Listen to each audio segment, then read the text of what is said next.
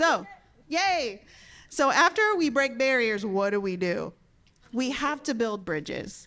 And so that's something that I really want to focus on today, is the way that Pro Youth and Families has one method of building bridges between our grassroots organizations, youth, our community members, families, with all of you in this room who have amazing programs, amazing ideas, are trying to do the great work with young people, with their families, with schools. And sometimes it's really tough to reach the communities in the way that you want to.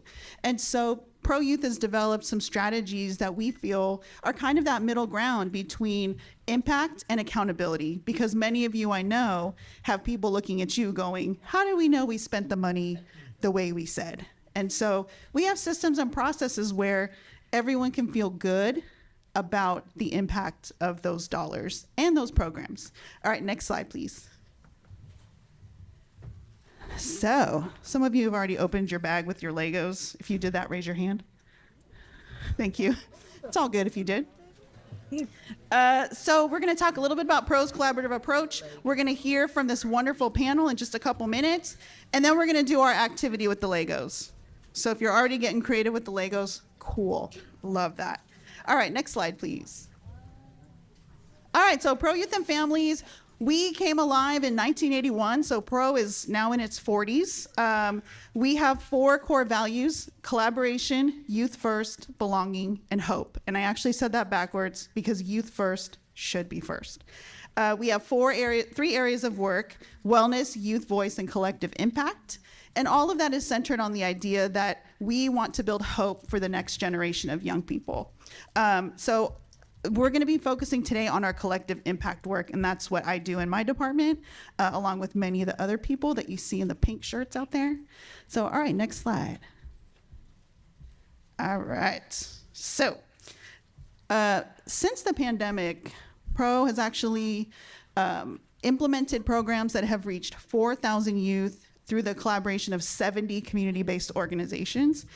And because of that work, we've been able to distribute directly $6 million to those youth and community-based organizations. So that's not money that Pro keeps.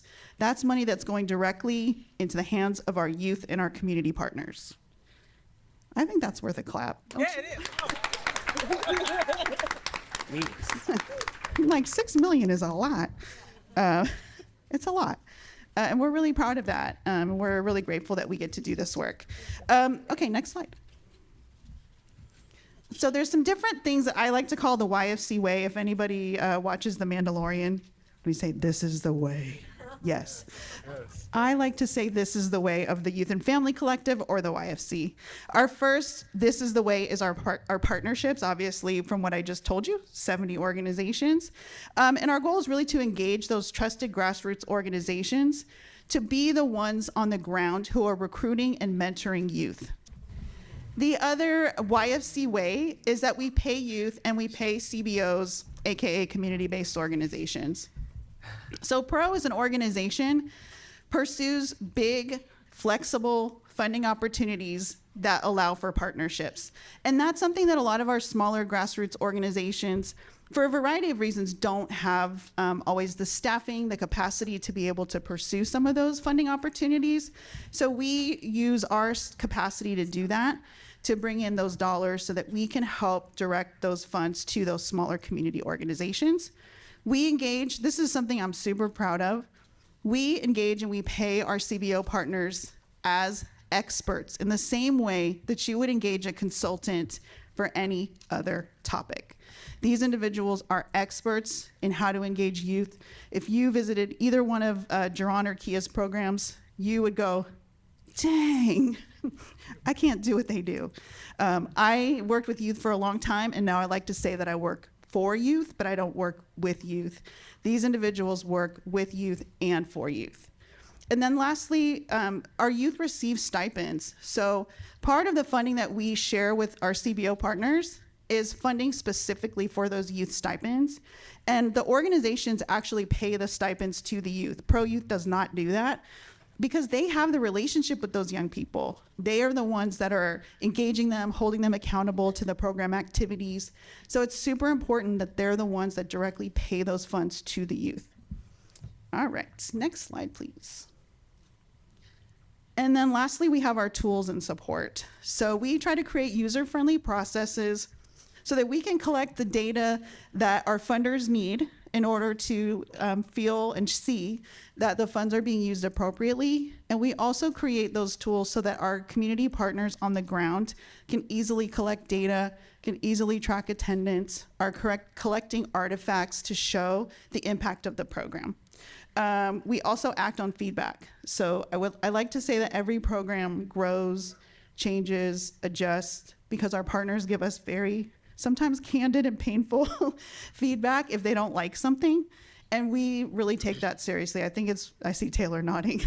When a partner is like, ooh, that did not work well, we don't want that to happen a second time. There's nothing wrong with making mistakes as long as you don't keep making the same mistake over and over. We prioritize our relationships with partners. So I like to say we're one call away. My other thing is if you're linking to something, don't make people hunt down the link. I know that's so basic, but just making sure that we are available to answer questions, to listen, to find ways to help them be successful. We expect accountability of our partners, and we expect accountability of ourselves at Pro Youth. And our goal is to just reduce red tape. So whether that's advocating to funders or whether that is figuring out processes to make it easier for our partners to manage a project, that's what we want to do. Because how many of you love red tape? Anyone? Why do we have so much of it? Nobody's raising their hands. I'm shocked. All right, next slide, please. All right, so I just want to share a quick snapshot of our youth outcomes. Over the past 4 years, youth have explored more than 30 different career pathways, and we've seen measurable increases in their skills throughout the different collaborative projects that we've done. Youth have reported increased problem solving, team building, increased time management, event planning, and public speaking. And these are just a few. This is obviously not a full presentation on everything, but I thought these were really cool. And we also ask our CBO partners, like, does this do anything for you, partnering with us? Does it help you in any way? And they said more tools to help youth, more programming ideas, more funding, and a stronger network with other CBOs, which I love. All right, next slide. We ask youth after every project, what did you do with your stipend? Anyone want to holler out what you think youth do with stipends? Besides what you see on the screen. Huh? Food. Yep. Huh? Prom. Ooh, that's a good one. Anything else? Say that again? Clothes, yes. It's really interesting. When we first started getting this back, there's some controversy about paying stipends to youth. Some people don't agree with it. Some people think it's bribing kids to come to programming. But what we saw is that when I looked at this data, I was amazed at how freaking practical kids are. They're so practical with this money. And some kids are investing it. They're doing things like Robinhood. They're doing cryptocurrency with it. They're buying school clothes. And some of them are just buying things that they would love to have, but their family doesn't have the resources to purchase it. So I'd love you to share just share a fun fact about yourself. And what do you think is an issue that is impacting youth today? Yeah, so my name is Morgan. One thing I do for fun, I'm a content creator. I do social media, Instagram. With Instagram, I generated over 100,000 followers. And wait, can you say the question one more time, please? Oh, Yeah, what's your Instagram? Morgan got game. Hey, but listen, hold on. I can make y'all laugh easy. Just check me out. I'm funny for real. Yeah.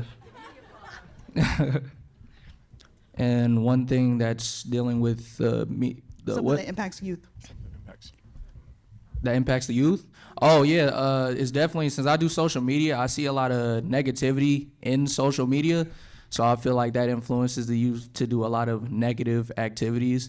And I feel like that's a pretty big problem in 2024 because everything is involved around social media now. So, yeah.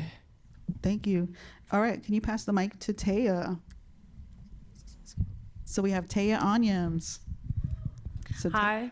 Go for it, Taya. Sorry. Hi, you guys. My name is Taya. And I guess one interesting fact about me is that it's not really that interesting, but I like music and I like to dance. And I think I saw a board out there in the hallway and it said like, what's a way that you deal with stress? I'd say music and dance for sure.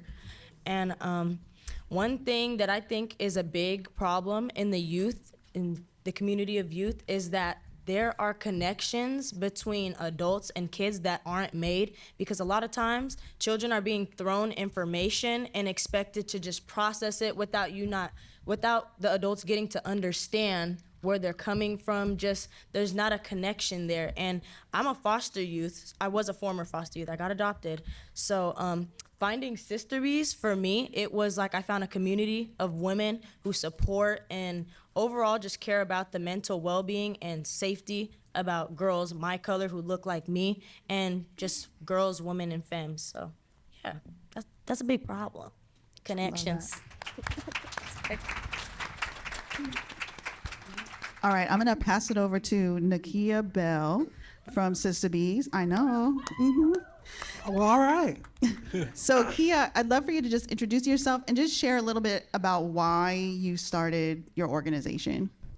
All right. My name is Nakeya Bell, and my pronouns she, her, hers, and I'm the proud founder and executive director of SistaBees.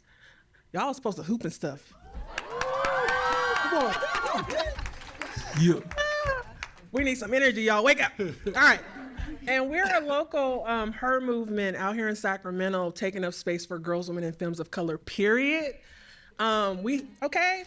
We have so many amazing and brilliant young folk that are overlooked. It's especially our most marginalized youth. So we are centering them in our programs and spaces. What was your other question, Rachel? Just why did you start? I mean, I think you kind of hit on it, but why did you start the organization? Why. I'm a South Central LA kid.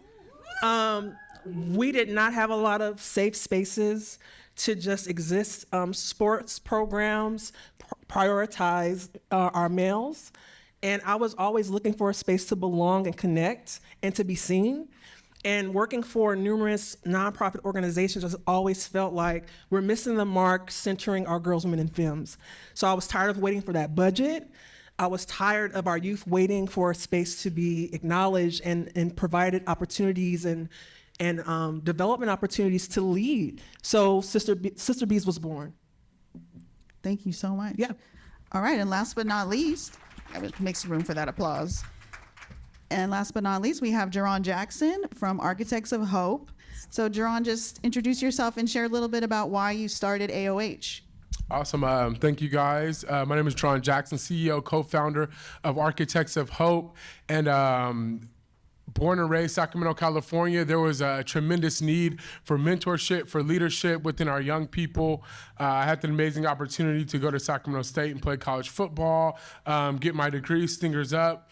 And we're in a space that young people don't know what they don't know. So me and my brother, we're on break, and we unfortunately drove by one of the local kind of liquor stores, and there was ambulance and fire department, and one of our good friends was gunned down, unfortunately, and he lost his life. But this is a kid that had amazing talent, who was far better than me at sports and football. And from that day, we decided that when we graduate and we do have the resources and ability, that we will come back to our neighborhoods. So I currently run 20 different programs across 5 different districts within Sacramento area, and we support our young people that need the most help and support with mental health, mental wellness, mentorship, and leadership. So that's our why, is to not have what happened with our friend happen again. And unfortunately, it is still going on. So we just have to get bigger, stronger. And, obviously, organizations like PRO has been instrumental and key in our development and our growth over the years. Thank you for that. All right, so this is a question for the youth. So Taya, Morgan, how important are youth stipends or paid opportunities when you're deciding what type of program or what type of things you're going to be doing with your free time? I think youth stipends, are a good investment for youth kids, in my opinion, because like I said, I was in youth programs, AOH, when I was in high school. And what I did with that money, I invested in, tripods, mini mics to make my content better.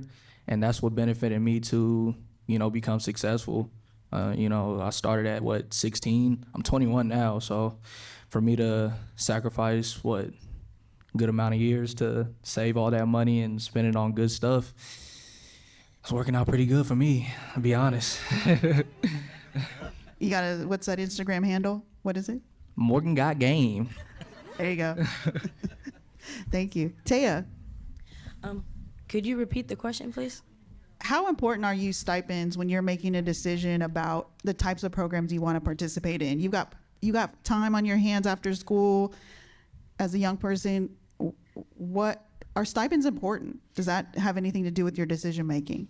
I would say stipends are important because in a lot of cases, kids need their time to be valued just as much as adults, and they're taking time out of their day to come and get information, resources from a certain youth program. And it just comes to show that program is showing them we have resources and there are rewards for you, not only you gaining information, but you putting in that work and to influence the program or make up stuff.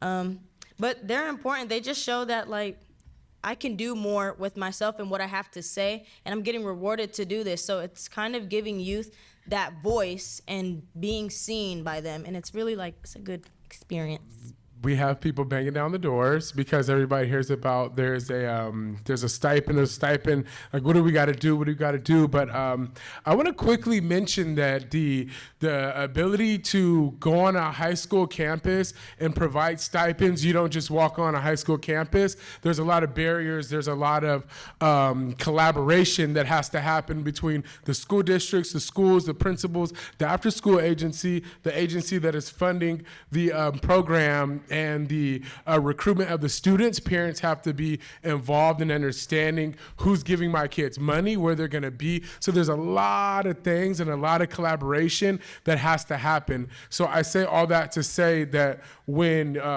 organizations can provide stipends for young people, it's absolutely deserved. We have to respect and honor their time. You have sports, you have clubs, you have after school activities. A lot of my young people, we push workforce development, get a job, go work, do extracurricular activities. So to compensate for their time, to me, is one of the most valuable things that we can do as agencies and adults, because it's just extremely important.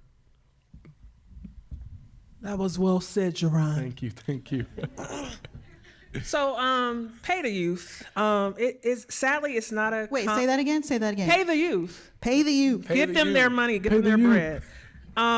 They're valuable contributors. They're the best messengers. There are champions and leaders, and they're not paid, and it's super exploitive, especially when we're in this work. It's not a common practice, especially for a small organization. We don't get the looks, and we're not going to continue the trend of not compensating our youth. I mean, it's amazing for them to benefit from the program and the opportunity to lead, but at the same time, when you don't compensate them for their talents and time spent, like Morgan with his content creation, it's just not right. What else do I want to say? We're always happy to be able to compensate our youth when we have the opportunity to provide them stipends. It opens doors to so many possibilities and benefits. We're able to provide them leadership development. We're able to help them earn important skills to navigate employment and future opportunities when it comes to internships and getting a job and going to college. I'm gonna say all these notes, Rachel. I was like, are you we're able reading notes? to pay them for their hard work, incentivize their participation, because the narrative is, oh, well, it should just be enough for them to come to program. It's not. Yeah. They deserve to be paid. They're brilliant, they're talented, they spend just as much time. And as adults, we don't like doing things for free either, so why should our youth? Okay. Absolutely. Yeah, that's a huge value at Pro. We've had a few experiences where some grant opportunities do not allow for food, do not allow for stipends, do not allow for incentives, do not allow for gift cards. I see heads. Thank you for, yes. Has anyone else noticed this? Amen. Anyone else notice this? To Taya and Morgan, if a program has no stipends, no food, no incentives, can't even get a t-shirt, what would you say to that? I would say they're not resourceful. And like, why am I here when I'm taking my time out of my day? I could be home doing chores. Maybe I had to babysit a sibling. You don't know what I could have been going through. And also, a lot of these kids, they not only use those incentives for like just food. Like me, being a college student, I go to Sac State, fingers up. I had to get my computer. I got my computer with the stipend, a computer I very much needed on my way there because I was having some trouble at home, my adoptive parent, and I was forced to get out. Well, I forced myself to get out. So I needed necessities for college. So you don't know everybody's financial situation and what you guys have to provide, what these youth programs have to provide is very beneficial for youth. So Thank you. give it to them. Morgan, do you want to say something?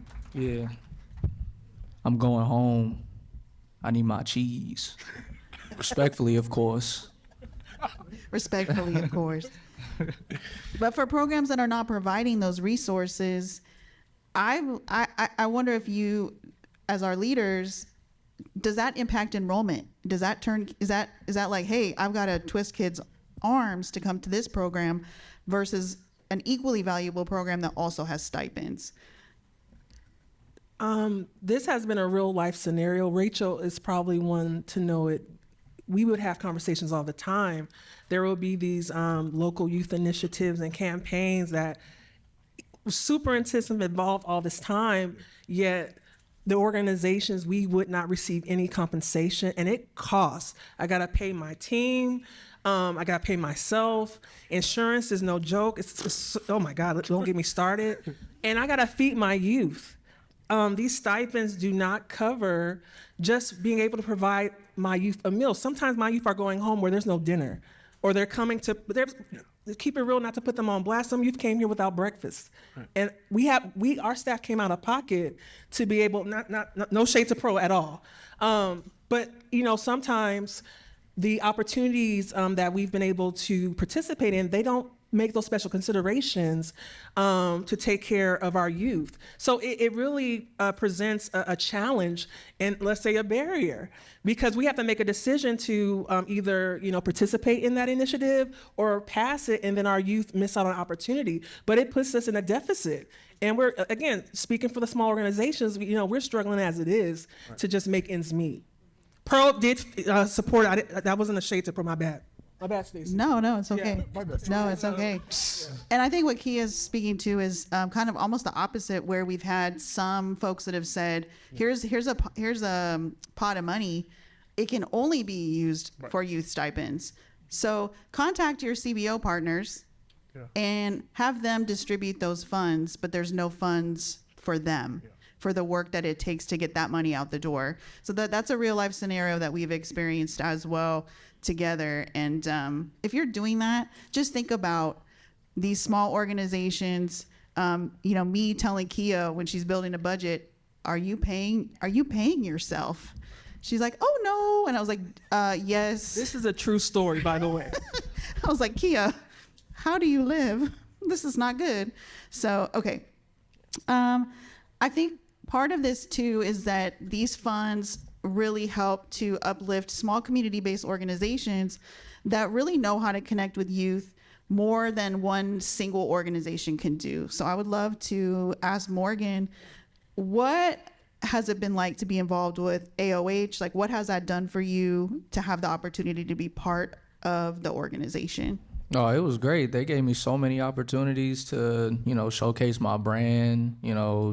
They put me in a lot of uncomfortable situations, but they knew I could take it, and it's been successful, man. These past, I've been with y'all for good 2 years. Good 2 years. It's been a long 2 years, but they just gave me so many opportunities, man. I met so many good people, celebrities. It's been cool. Yeah. Thank you. And Taya, Can you repeat the question again? I think people forget the importance of people like Kia and Jairon. So I just would love for you to speak to, but beyond the stipend, what has being involved in SistaBees meant for you, for your life? What I can say is, like, even a lot of people, they think youth only come to some of the events just to get the stipend. Knowing me and my situation, it was kind of like I had no sense of community or a community to go to, or like just for them to have my back. Kia will be there for me whether I am in the program or outside of the program. There's real life issues going on. People have a life, like we're all human. And it was important for me because I found a sense of purpose, like I belong here. These people, they're uplifting. And even when I would have a negative day basically. And when I go in the space and I come out, I feel better. It's like there's been like 100 pounds lifted off my shoulder. I don't have to worry about what's going on at home because these people are here telling me, you know what, you can thug it out regardless and become something. So now I'm a youth team lead working with them. So it's like that. It's like that. All right, okay, so I want to poll the group real quick. Would you rather do a table activity or would you rather have an opportunity to ask the panel questions? So I'm going to provide each option first. So please raise your hand if you would rather do a table activity. Oh, heck no. See, I knew it. I was like, they're not going to want to do it. Or would you like to ask some questions of our panelists? Okay, so we have a couple people. Cool. All right, we're going to get to that in just a minute. So formulate your questions because time is a ticking, and I want to be respectful to the people that are going after me. But one of the controversial topics around stipends is that it is bribing children to participate. Bribing children. Yes. I would love to know if this is for the whole panel, is it bribing children to pay them a stipend to come to a program? And they choose to come to organizations like this and conferences. Morgan doesn't have to be here. She doesn't have to be here. But if we have more resources, more support, we are competing against other entities and other elements. And I'm sure everybody can take a wild guess on what those look like. And they are fancier, they are shinier, and they have a lot more influence on our young people than we do. So when we empower our young people to be change makers, to be leaders, now students don't care about us anymore. I'm going to be honest. When I come onto campus, they say, oh, Morgan's here. Morgan got game. I want to talk to him. Peer-to-peer mentorship is huge. It's the future. And I think all we can do is support our young people in that way, shape, form, or fashion. So you're saying it's an investment. It's not bribery. Yeah, well, let's invest. Exactly. So we can invest in them to come to your program, or we can pay for a lot of other things. Yes. And we can have Costs a lot more programs where money. nobody comes that are amazing programs, but youth don't come. And so this is a way to make that change. Anyone else want to talk about, do you feel like it's bribing kids, that they're only there for the money? I don't think it's a bribe. I come to work, I earn a check, they should too. And also, and for those that, are the believers that, you should just come to the program, give them their cheeses and juice and they should be happy. No. We're competing with, like what Jairon said so amazingly, we're competing with some real life situations. Substance abuse is real. The youth that came up here and make the presentations, the opioid overdoses, it's just a lot of horrible situations that our youth go through. It's just heartbreaking. So to be able to incentivize and compensate them for their time, to be able to be involved in something positive and safe, both Jairon and my program's culturally responsive, for them to be able to take the information and knowledge and go out to share with their peers, You can't put a dollar amount on that. That's the impact, and that's what we truly. That's what we're all gathering in this room for. So no, it's not a bribe. It's an investment. Yeah. Period. Thank you. 100%. Okay, before we move to some questions, I would just love for Taya, Morgan, for the decision makers that are in this audience, what advice would you give them around their building a youth program or creating a youth program? What advice would you give them? What I would say is regarding what you're talking about, like they just tell you guys to give like youth all the stipend. There would be no program if there's no money being given to the leader. Say that. There would be no program. And with that, it's like it's either the program funders, like they get money, or the kids don't get money. It should be an even playing field. And back like to the other thing you were just talking about bribery. I wanted to comment on that. I wouldn't say it's bribery when you're trying to escape somewhere and you're gonna keep going. It doesn't matter if there's a stipend in it. If you see that child show up to your program, you know they want to be there because they want to be there, and it's a nice space. But yeah, I would just say like, give people their money and cut the check. Cut the check. But I think you said two really important things, that the caring adults that you're sitting up here with are such an essential part of getting the programs rolling, and you wouldn't keep coming back if it wouldn't just be if the stipend was there but the program was terrible. You would still say, no thank you. Am I hearing you correctly? Yeah. Okay, cool. Can I quickly add, Rachel? Of course. And also, it's a lot of government and agency representatives. When's the last time you've been out to programs that you support and fund?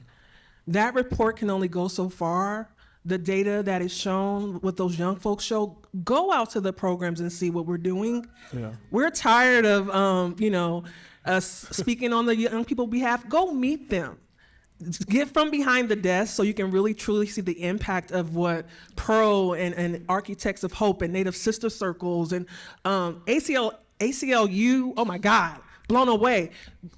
Go check out the programs in person. That's my biggest advice, so you can see for yourself. Because I feel I meet so many people like, it's what the data shows, it's what the data shows. When is the last time you've been to the program? When's the last time you chatted with those youth leaders? Get to the program, y'all. And then you can see why it's so important to compensate these youth. We're not paying them enough. Yeah, thank you for that. And that's an excellent transition. Is there somebody out there on the floor with a microphone who can take a couple questions?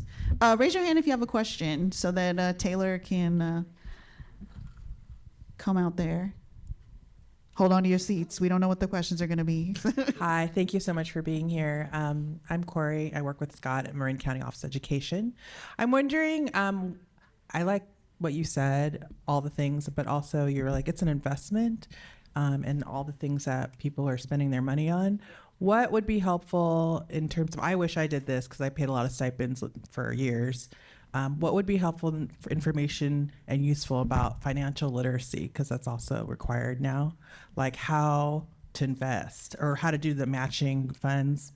If there's anybody here who's high net worth who wants to match all the programs and all the things to multiply the impact of the stipend. Just real quick. I wanted to say something about that financial literacy aspect. A lot of people back in the day did not have that growing up, and still today, a lot of kids are lost. They don't even know about renter's insurance. They don't know about like scoping the apartment place out before you actually move into the apartment. Just a lot. I think that's very, that's all I got. And I will just add, when we offered financial literacy in the fall of 2020 for our projects, it was the most popular. I was shocked. It was the most attended and participated in training that we offered. And the comments were like, I didn't know how credit worked. I had no idea. So I thought, oh, it's too dry. But it was the hands down the most popular topic for youth training. Go Go I ahead. would also say banks have the ability. You can partner with banks. We're Golden One recipient, so Golden One Credit Union has been phenomenal, and we're working on creating a financial literacy kind of support program for our young people. They don't have bank accounts. They don't know. I mean, the amount of calls that I get when youth are trying to cash checks because they have to go through X, Y, and Z cashing place, and those are some of the small things that we're working to kind of curb. But I think definitely partnering with banks, they offer a lot of that stuff for free too as well. Thank you. I think we have time for one more question. Let's see. I'm All right. Adrienne Miles, social worker for Washington Unified School District in Yolo County. My question is about the funding. You said there were grants and things available. I have a girls program that I do every year, and it started because I was tired of the girls' mental health as far as their self-esteem, not valuing themselves, getting into fights, the boys using them as entertainment to get into fights. I've been creative about getting my program funded. It has been growing. This year will probably be the biggest, but I do want to find some other grants because when I went to my principal, she said we don't have money in the budget for that. So I had to be real creative about finding someone that was willing to fund it, see my vision, understand the impact it was having. And so where do I look for these things so I can get that? Because the food became an issue. And they like that. And then it's the day before Valentine's Day. So we call it the Galentine's Day thing now. So they all get a care package of self-care things, a face mask, just, products to help them feel good. I'm like, if you have to go in the bathroom just to get 10 minutes, go do that. Because that's important. And so if we're giving them these tools, I want to give them good tools because just doing something is not valuing them. We want to give them something that they know, wow, they gave us that? Wow, they thought enough of us to do that? But it takes money to do that because the first one I funded, I'm not independently wealthy, so I need help. Yeah, and what you're saying is so true of so many grassroots organizations as they grow. Maybe Stacy can forward the presentation to the contact info, but I'd love to connect with you because there aren't a lot of organizations doing what Pro Youth does in order to get those dollars out to organizations like yours that are growing, oftentimes all volunteer-led, until you get big enough where you can hopefully pay yourself, but you're doing a lot of things out of pocket, and that can only last for so long. So, and it shouldn't. So, thank you. Thank you. So maybe Stacy can you forward the slide two more? Sorry?